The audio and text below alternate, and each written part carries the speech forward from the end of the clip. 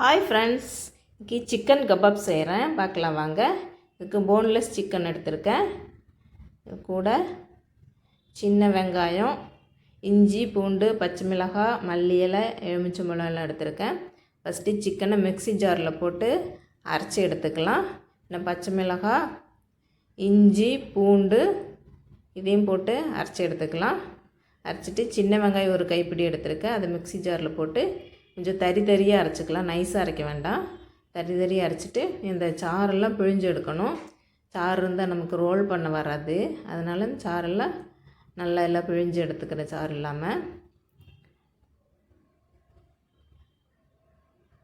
பிழிஞ்சு எடுத்தாச்சு.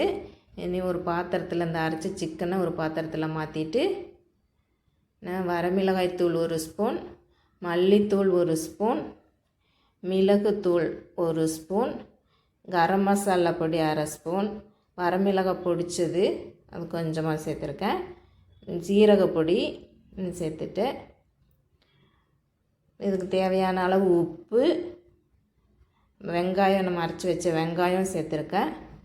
இப்போ இஞ்சி, பூண்டு, பச்சை மிளகாய் அரைச்சது அதையும் சேர்த்துக்கலாம்.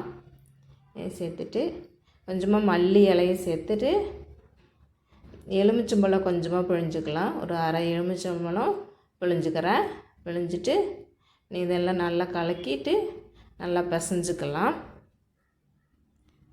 நல்லா கலக்கிட்டேன். இது கூட ஒரு முட்டையோட வெள்ளைக்கரு மட்டும் சேர்த்துருக்கேன். சேர்த்துட்டு நல்லா கலக்கி பிசைஞ்சு எடுத்துட்டு ரோல் பண்ணிவிட்டு தோசைக்கல்லை வச்சுட்டு தான் நான் சொல்கிறேன். கொஞ்சமாக எண்ணெய் தடவிட்டு கொஞ்சம் ஊற்றிக்கணும், எண்ணெய் கொஞ்சம் ஜாஸ்தியாக வேணும்.